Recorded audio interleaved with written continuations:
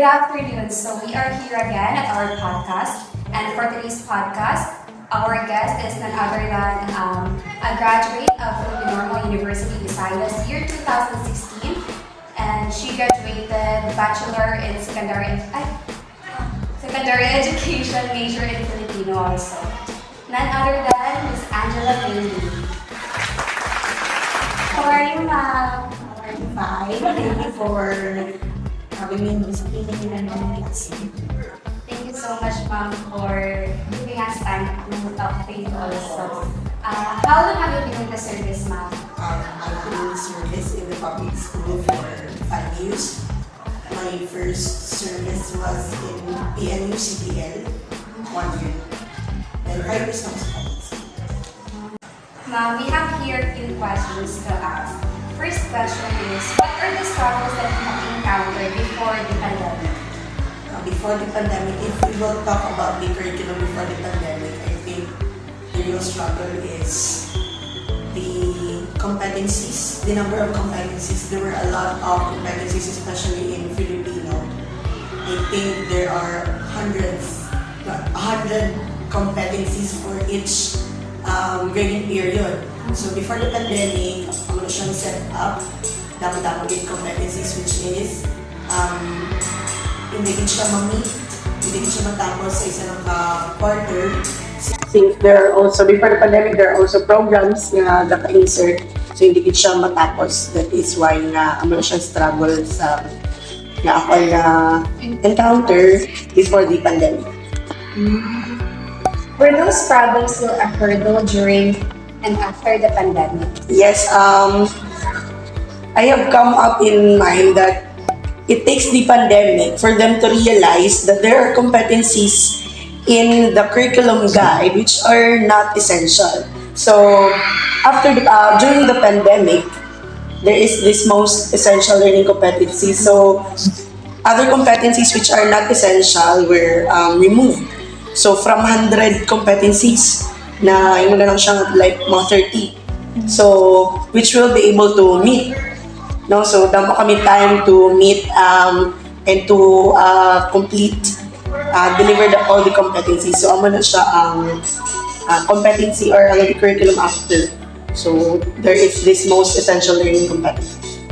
So, yung na Japan na siya nga curriculum ginagamit mo sa... Yes, pag-abot sa pandemic, of course, the DepEd with our former DepEd secretaries, Ma'am Briones, we have this learning continuity plan. So with this learning continuity plan, gi-change din siyang curriculum because Buena Vista National High School solely take modular distance learning. So amo na siyang as you can see, there are a lot of modules here pa in the classroom, which amo na siyang ginatag. Wala kami nag-offer other kind of learning but only modular distance learning. So, muna siya So, ma'am, how did the pandemic affected our curriculum? Yes, it really affected the curriculum, but I think the pandemic also brought some realizations in the system and the curriculum of DepEd.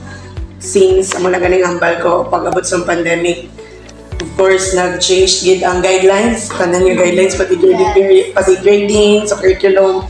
And then naman siya, nalipay ko nga, pag buhay mo ka nalipay na batambanin, galing it takes the pandemic to realize gid nga, kadamo-damo gid sa competencies nga hindi naman siya essential.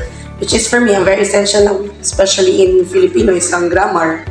So, grammar lang gid ang dapat nga nagaka-focus. So, muna siya nga solely affected gid, and then of course, may mga bad and may mga good side, may advantages and disadvantages for the pandemic sa curriculum.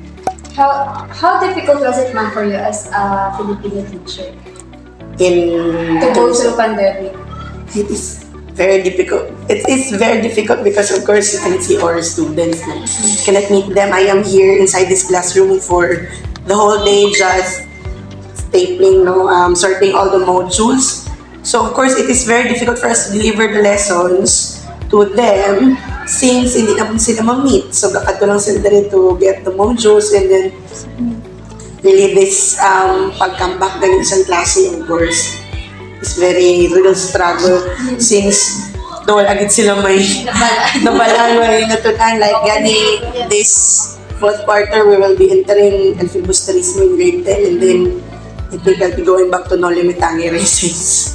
Wala pa sila knowledge Japan. Wala sila idea. Yes, hindi mo sila mapili. Kay ano man siya ma'am no, difficult man mag-reinforce sa sa learning sa bata pag pandemic kay bawal gid ang ang personal meeting. Yes, so tanan nga transactions are in chats. So tanan nga instruction but of course we do our best naman to cater their questions and we see to it that instructions inside our modules, aside from the modules from the national, we also have our learning activity sheets teacher-made. So, mas namin siya kung teacher-made kaya of course the teacher knows the students. So, kompleto gid dapat ang instruction para hindi na sila sagay pamangkat but of course pamangkat mo na ba. May sa jud ang ang biggest or specific na change siya. Yes, yes. Most essential learning competencies na lang siya. So, pero damo pa man gid gani gyapon.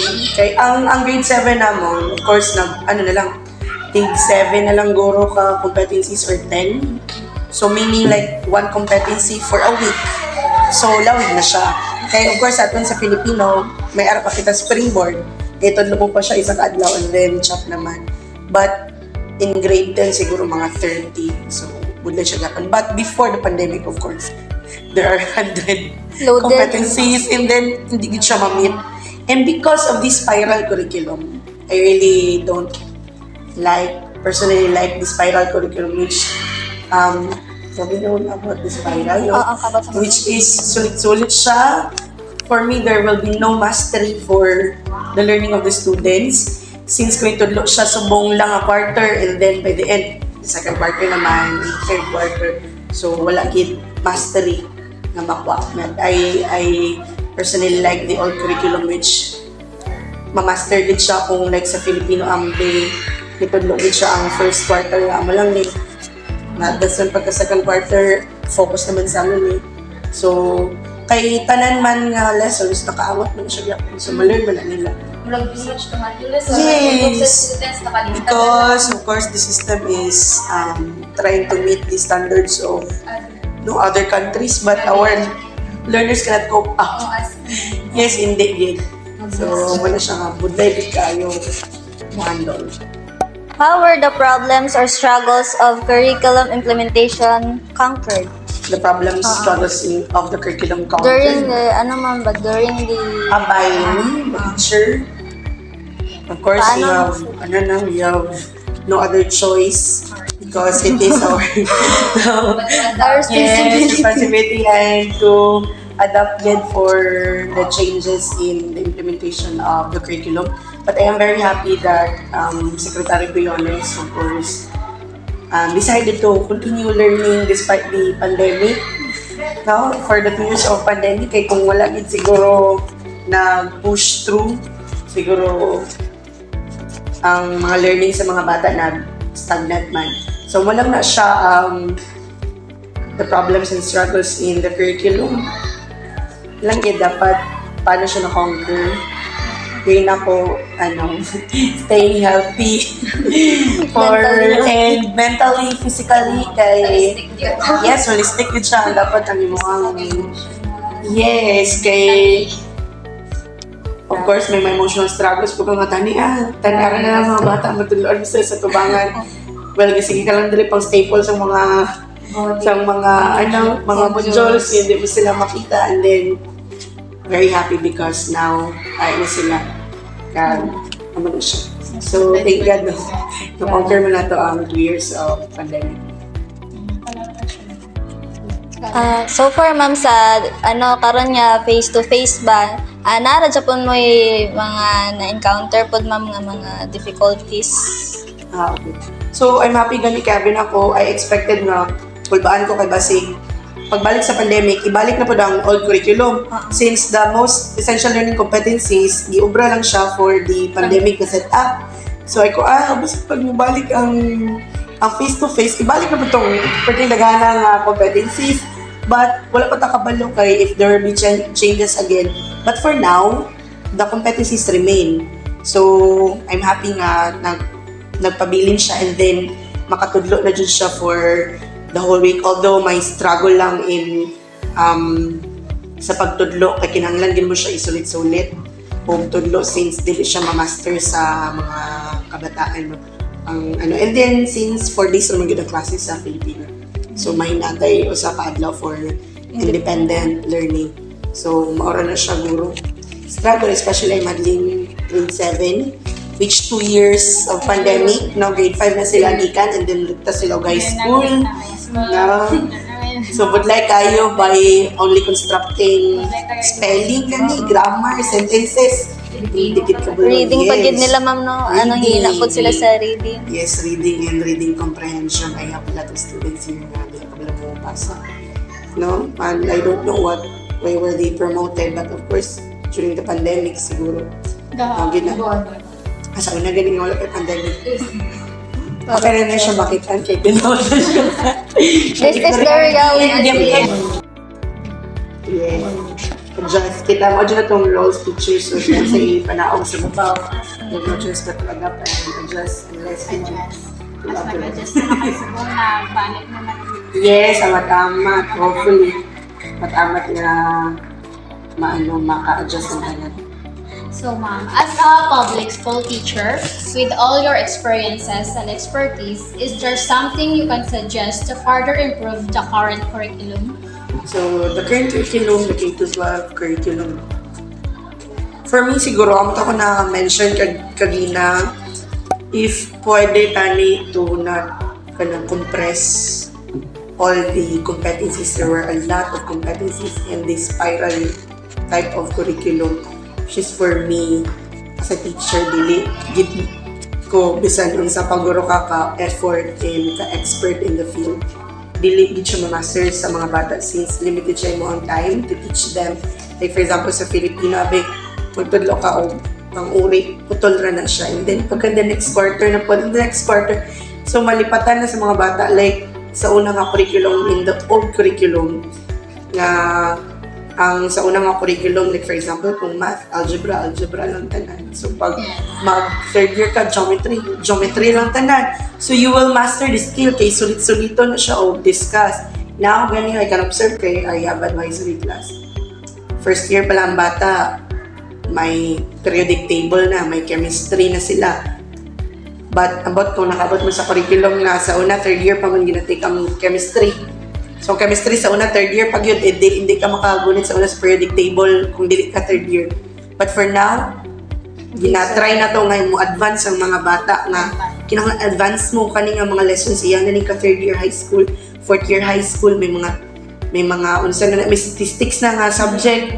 So mga bata gasamo na tanan. So dili na kaya sa ila o dili pod na makaya sa teacher. No. Thank you so much. I hope na may na In reality. yes. We have things sa short. Yes. So, ano siya? Thank you so much. And thank you very much for this time. Thank you so much. Thank you for sharing your experience with us, ma'am. Talagang hindi ko Naghaman yung struggle. Yes. Sige lang. Dali 2 years na. Nakauta mo tayo.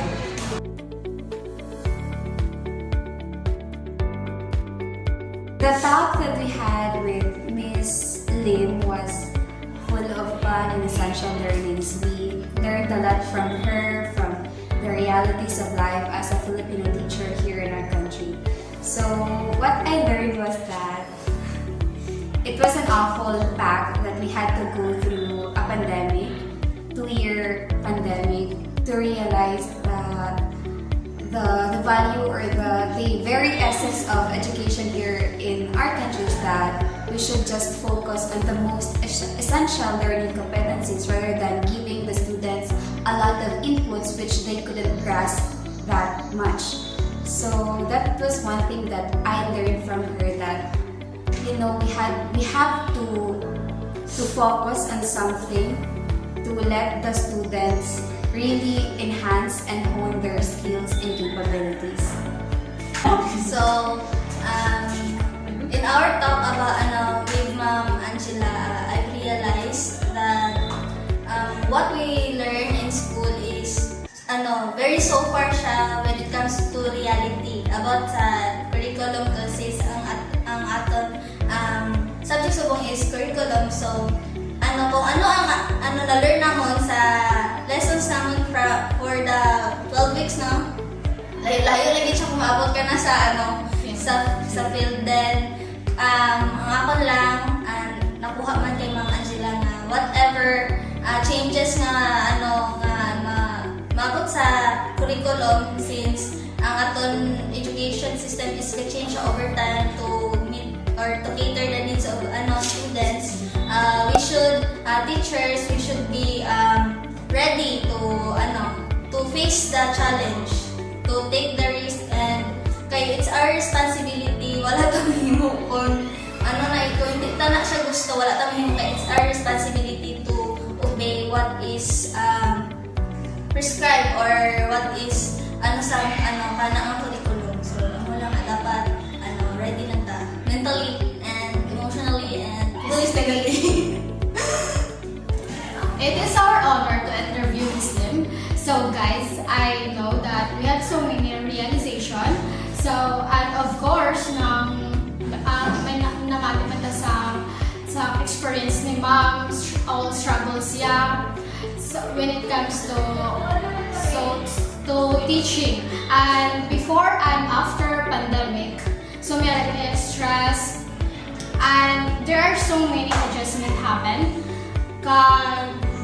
Despite of pandemic, naging pursue yung Japan na